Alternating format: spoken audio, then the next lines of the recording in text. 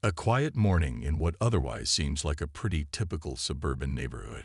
Early sunbeams cast their golden glow over the neatly tended lawns, a place where neighbors nod at one another politely, and the biggest excitement is usually the misdelivered newspaper. But today is different. Police take flaps in the breeze as officers surround a house. Curiosity hums in the air. For a moment, it could be any other crime scene. Another break-in gone wrong perhaps, or domestic dispute, for all that is to be seen. But then, as police officers question the distraught young woman by the driveway, the whole story becomes different. Her name is Dalia Dippolito, and what happens next will send shockwaves through this sleepy community and far beyond. On the surface, it looks like a tragedy. A grieving wife whose world has just been shattered. But the officers know something the neighbors don't. The man she's crying over isn't dead. In fact, he's sitting at the police station, very much alive, and watching as this elaborate sting operation comes to its climax. This is not just a crime case, but a case of premeditated betrayal caught on camera. A murder-for-hire plot so meticulously documented that it will later play out on national TV like a twisted episode of reality television. But this is no scripted drama. This is real life. How does a story like this even begin? It starts, as do many true crime cases, with a mix of love, ambition, and secrets. Dalia and Michael Dippolito weren't the typical couple. They had different worlds, pasts, but somehow, through some unexplained ways, their paths crossed in almost too perfect a manner at first. Michael, a man with a troubled past, had already turned his life around once. After serving time for financial crimes, he was determined to build a better future. When he met Dalia, she seemed like the missing piece to his redemption arc. She was beautiful, confident, and supportive, or so it seemed. But beneath Dalia's charm lay something a lot more sinister. Soon enough, what Michael termed as love turned into control, altering the dynamics of their bond. Friends noticed the warning signs. Dalia being interested in Michael's purse strings, secretive behavior at times, and manipulation where she always played the victim. What motivated Dalia to design such an evilly constructed crime? Greed or resentment, or something of even darker character? Now, as the leads up to the events start unfolding, we'd explore the complexities of those who motivated her and through her wove a trap that nearly had succeeded but still failed miserably. But this is more than the case of Dalia. It is also an extraordinary feat of police work that brought her to court. Since the first time the authorities heard the anonymous call where they warned them of what she planned, a very bold strategy was conceived such that everything would only have fallen in place, and this happened.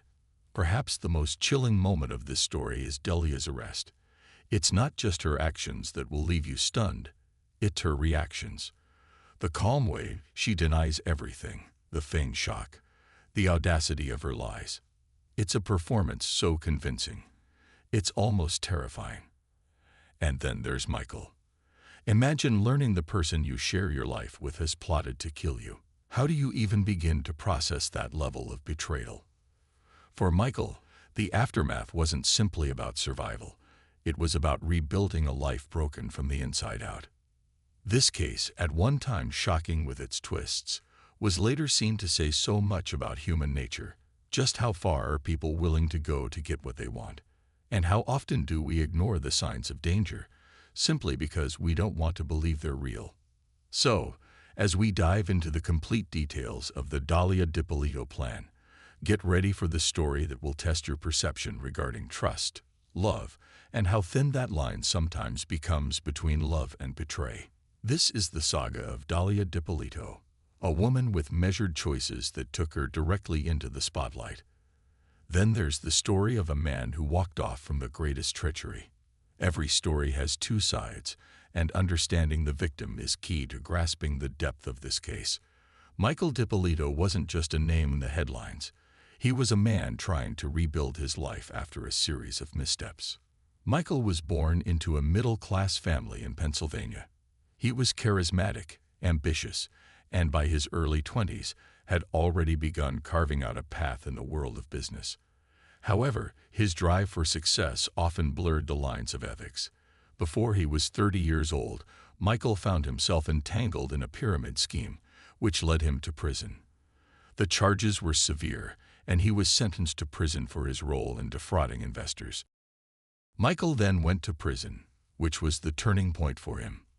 There, he thought of all his decisions and resolved to change his life. He took classes, read a lot, and vowed to himself that he would rebuild his reputation. After getting out of prison, Michael moved to Florida, where he intended to start fresh. By all accounts, Michael had turned his life around. He launched a successful marketing business and began to focus on health and fitness. Friends and colleagues described him as a man of renewed purpose, someone who genuinely wanted to make amends for his past mistakes. But there was one thing missing from Michael's new life: love. Enter Dalia. Their meeting seemed almost serendipitous. Michael had gone to a coffee shop in Boynton Beach on a sunny afternoon, not expecting anything out of the ordinary. But there she was, Dalia Mohammed.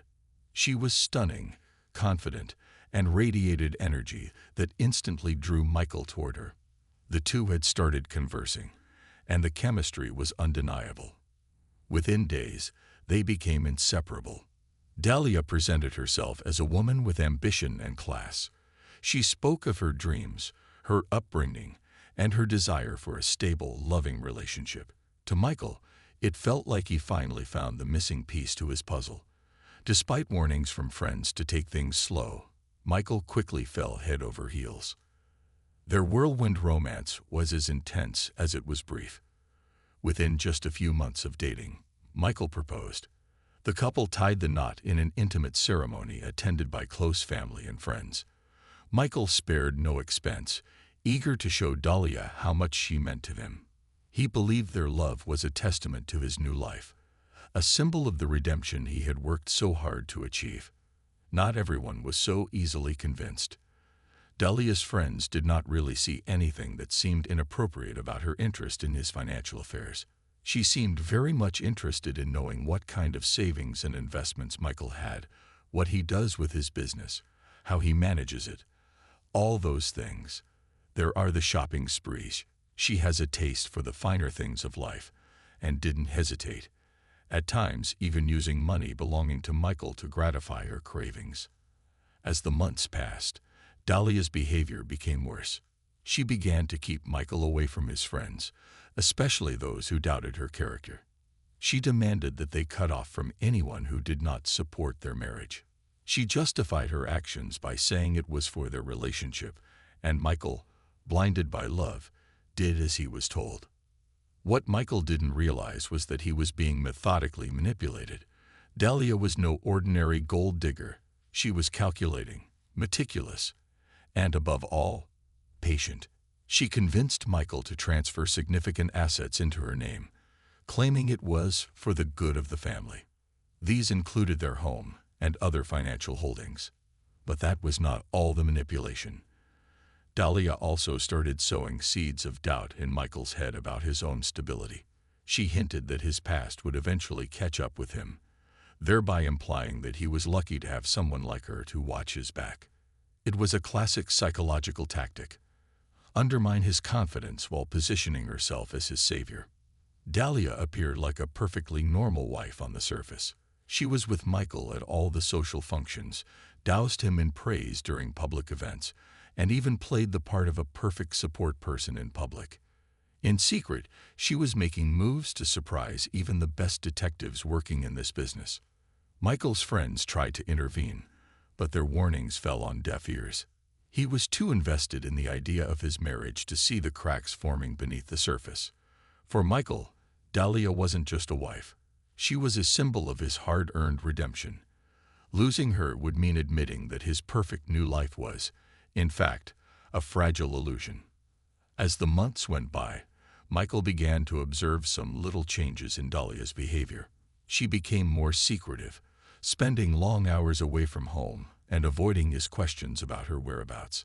If confronted, Dalia deflected, accusing Michael of being controlling or overly suspicious. What Michael didn't know was that Dalia's absences weren't random. She was meeting with people, making plans, and setting the stage for what she believed would be her ultimate freedom. Her endgame wasn't just financial independence. It was Michael's elimination. But why? Was it greed, resentment, or something even darker? To this day, the exact motives behind Dalia's actions remain a subject of debate. Some believe she saw Michael as a means to an end, a stepping stone to a more luxurious life. Others speculate that her actions were driven by a toxic blend of insecurity and a need for control. Whatever her motives, one thing is pretty clear: Dalia would stop at nothing to accomplish what she wanted. And Michael, trusting and unaware, walked right into her trap. As we move forward, we'll discover the sinister details of Dalia's plan and the extraordinary work of the police that would ultimately save Michael's life. And here's where the story takes its darkest turn. The plunge into betrayal so severe it's almost incomprehensible. Stay with us as we unravel the next chapter in the Dalia Dippolito case. Every crime has a beginning, but not every crime is as premeditated and calculated as the one Dalia Dippolito devised. What started as subtle manipulation soon escalated into a cold-blooded plan to eliminate the man she had once promised to love. Dalia's motives were complex, but at their core was an insatiable desire to control. While Michael thought they were building a life together, Dalia saw their marriage as an opportunity to accumulate wealth and independence. Her vision of the future did not include Michael, only his assets.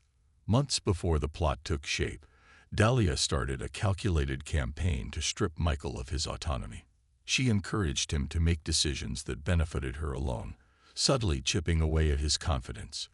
Friends who had once been a source of support for Michael were gradually removed from his life, replaced by Dalia's influence. Her machinations worked, and blinded by love, Michael couldn't see the danger Dalia posed. What she was orchestrating wasn't just emotional abuse, it was a harbinger of one of Florida's most chilling crimes. It wasn't just an impulsive decision. It was methodical planning with knowledge of the dangers and the risks involved. Dalia began to discreetly probe her connections, asking who might help her in carrying out this grim task. One of these conversations landed on the ears of the Boynton Beach Police Department. That was the seal of her fate. The police acted quickly, setting up an undercover operation designed to catch Dalia in the act. Their plan depended on presenting her with a credible opportunity to hire a hitman, while ensuring that every step of the process was meticulously documented. The result was a sting operation that would later become a case study in law enforcement strategy. It was a class on deception in Dalia's first encounter with the undercover officer. She appeared to be composed, businesslike woman presenting her demands with chilling accuracy. She spoke with a completely flat tone while outlining how and when the murder should take place, giving details about Michael's routine and when it would be best to strike. The undercover officer, posing as a hitman, pressed Dalia for clarity, asking if she truly wanted to go through with the plan. Her infamous response, "And 5,000% sure," was delivered without hesitation, a statement that would later become a defining moment of the case. When Dalia gave over the hit's deposit, she sealed her fate. The exchange was captured on hidden cameras, and with it, law enforcement obtained unequivocal evidence of her intentions. But the police didn't stop at an arrest. They wanted to set up an operation that would reveal the full scope of her duplicity. The fake crime scene was their piece de resistance. The officers worked through the night to make the whole setting convincing. Police tape, fake blood, and other staged evidence to suggest an extremely violent altercation. Michael was escorted to a safe location where he could witness all of it safely. When Dalia walked into the house, she is met with lights flashing in her face and officers in their uniforms. She immediately and theatrically crumpled to tears when detectives told her that her husband was dead.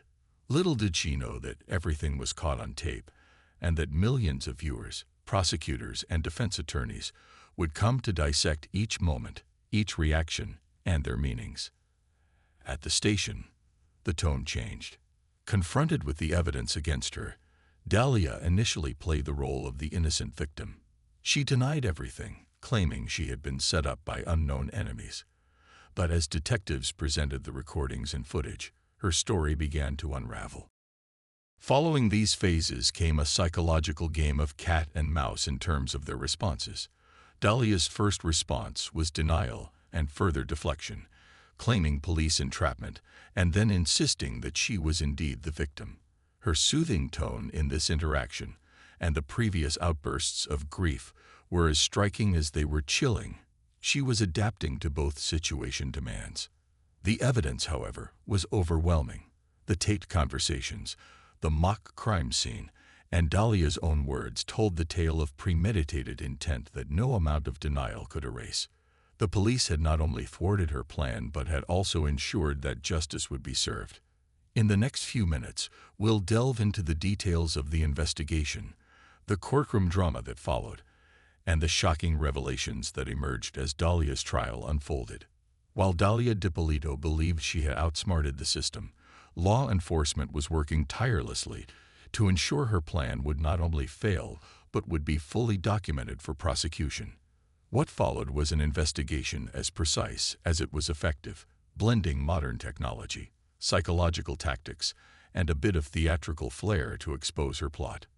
The first crack in Dalia's plan came from an anonymous tip. A friend or associate, aware of her inquiries about hiring a hitman, reached out to the Boynton Beach Police Department. The tip was vague, but enough to raise immediate concern. This wasn't a case the police could afford to ignore. It required urgent, calculated action. The operation started with a strategy meeting where detectives assessed the credibility of the claim and formulated a plan. The department decided on an undercover sting operation, a high-stakes maneuver that would require flawless execution to succeed.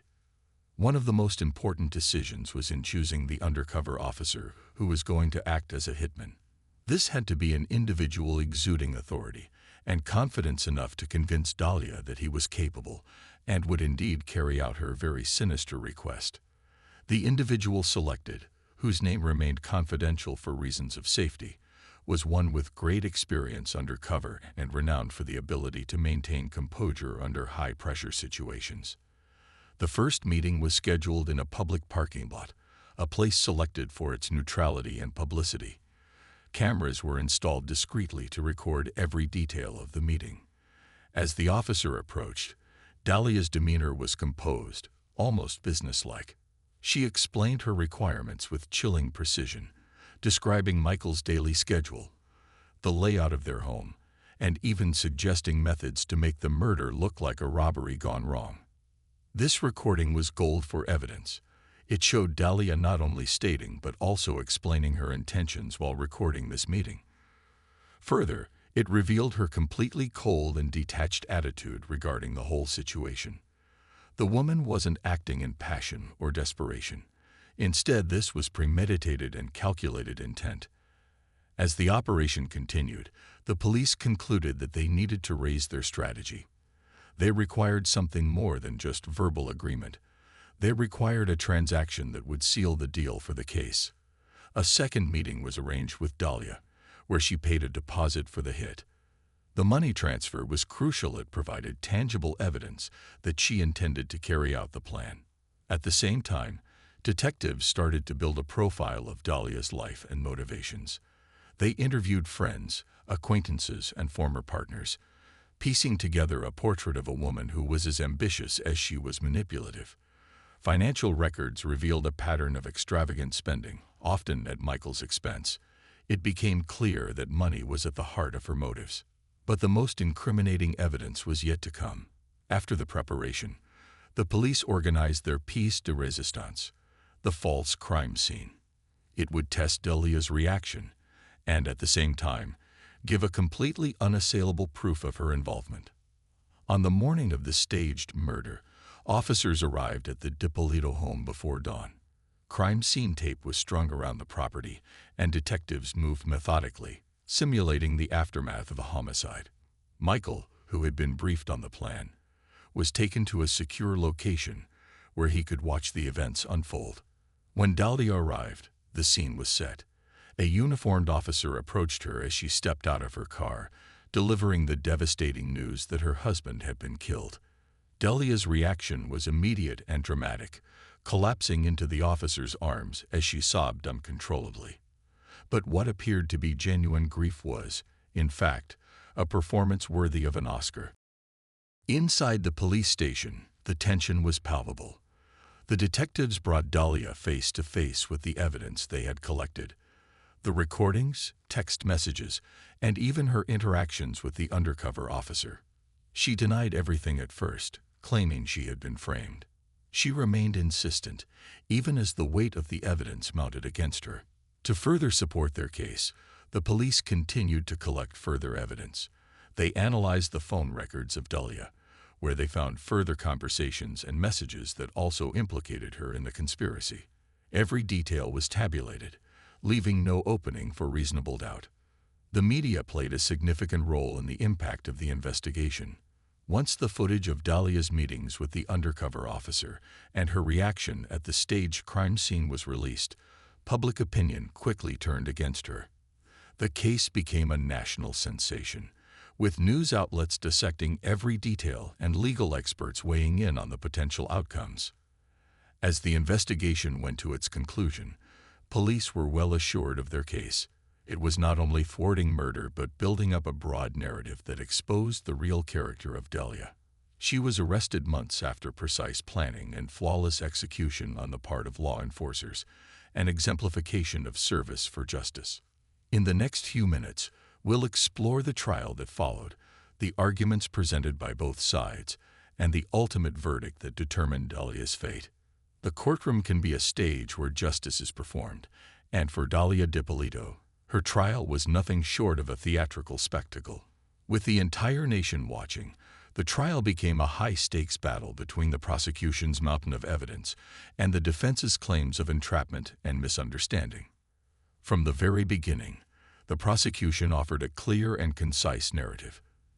Dalia Dippolito had carefully planned the murder of her husband for financial independence and control of his assets.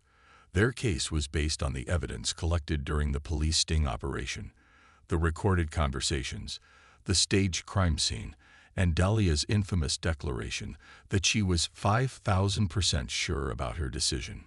To really bring their point home, the prosecution started their case with the recordings of Dalia's meetings with the undercover officer. The courtroom remained silent as her voice could be heard calmly and confidently outlining her plan. These recordings were undoubtedly chilling because they portrayed a woman who seemed altogether unbothered by the gravity of her actions. Next, the court produced for the jury the footage of Dalia's reaction to the faked crime scene. According to the prosecution, the drama of grief she performed was nothing but a ruse, designed to divert suspicion and play the role of the victim. In particular, they underlined the contrast between her dramatic performances in public and the composure with which she maintained herself during her secret meetings with the undercover police officer. But the case for the prosecution wasn't only about the recordings. They also called key witnesses, such as the undercover officer who posed as the hitman and the detectives who organized the sting operation. Their testimonies created a broad picture of Dalia's intent and meticulous planning to expose her plot. On the other side of the courtroom, Dalia's defense team was in a tight spot. The strategy that they employed was to plead that Dalia had been entrapped by the police. They claimed that the whole operation was a setup to entrap a vulnerable woman who had been manipulated into making poor decisions.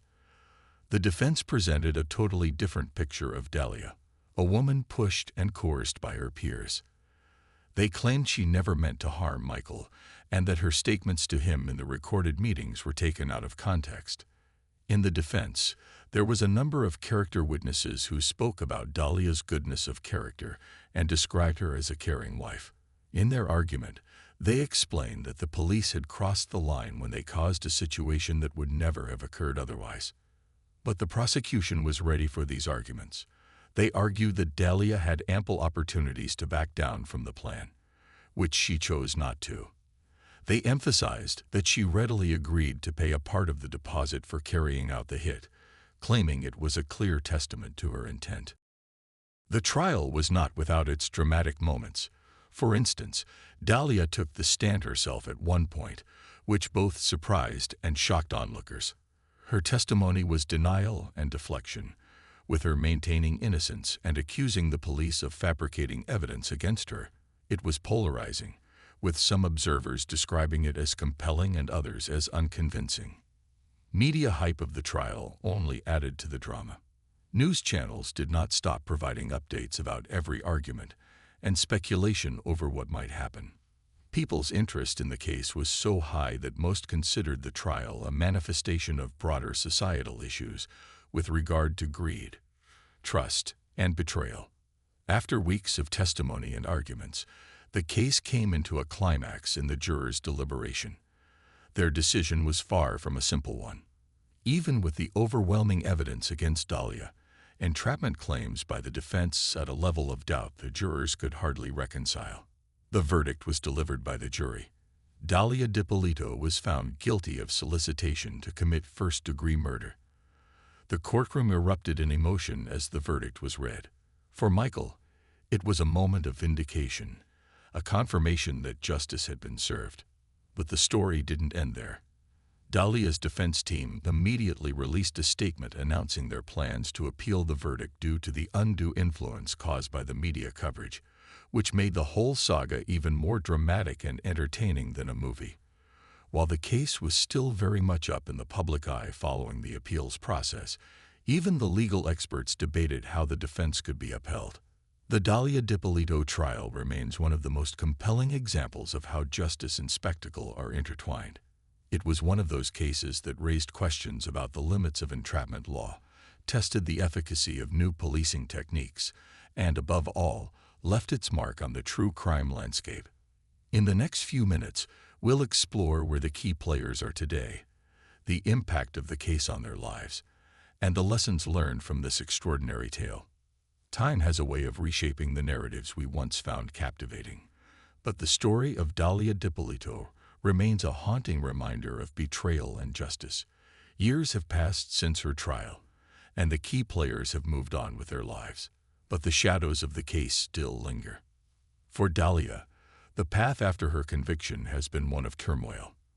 After an initial sentence, she filed an appeal against the decision, arguing that the mass media coverage surrounding the trial had made it impossible for her to have a fair trial.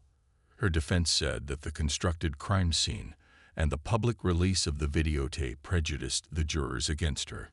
In 2017, after years of legal wrangling, Dalia faced a retrial. This time, the courtroom was no less dramatic. The defense doubled down on its argument that Dalia had been entrapped by the police, portraying her as a woman manipulated into participating in a scenario she didn't fully understand. The jury, however, was not convinced. Dalia was found guilty again, but this time around, she was sentenced to 16 years in prison. She is currently serving her term at a Florida correctional facility, and to date, she claims she did not commit the crime. Reports indicate that she has settled down to life behind bars and has been involved in some educational programs, and is low-key. Michael Dippolito's story has been one of resiliency and recovery. The events of 2009 left him so shaken, not only by his wife's betrayal, but by the intense public scrutiny that followed.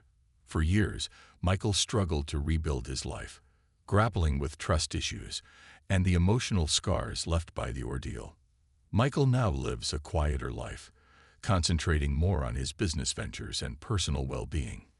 Michael has publicly expressed the importance of moving forward and how he should not be controlled by the past. Even though he hardly ever discusses Dalia or the case, those close to him say he is still greatly affected by what happened.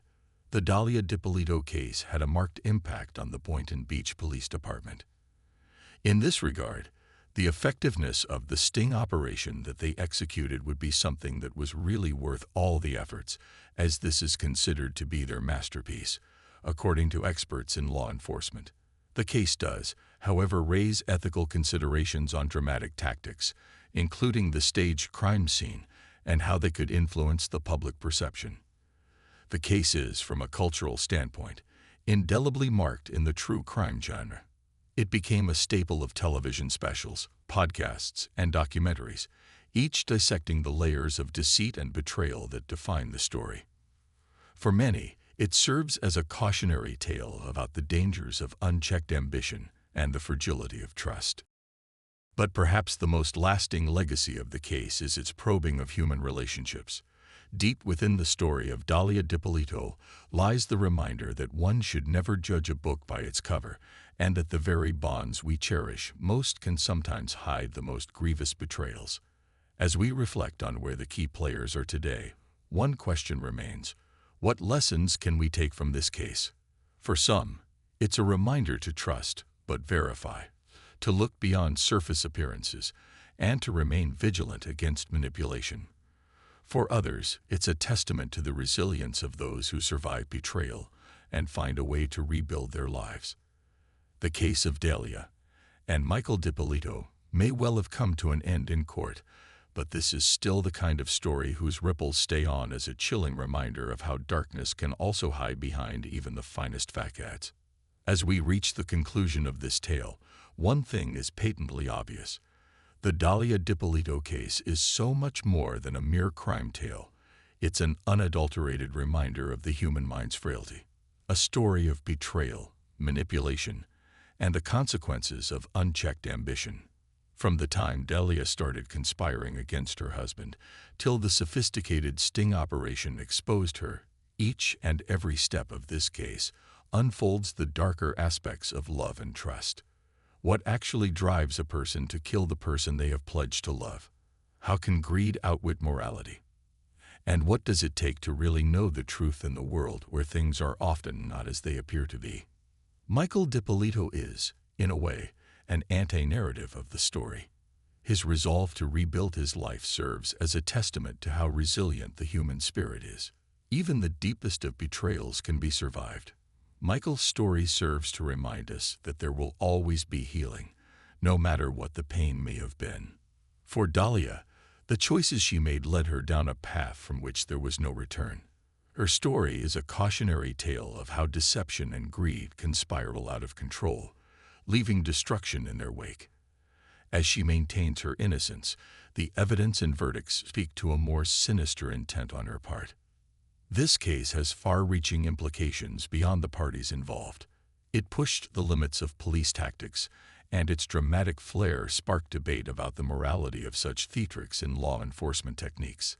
The case also showed the influence of media on public perception, transforming a private tragedy into a national spectacle.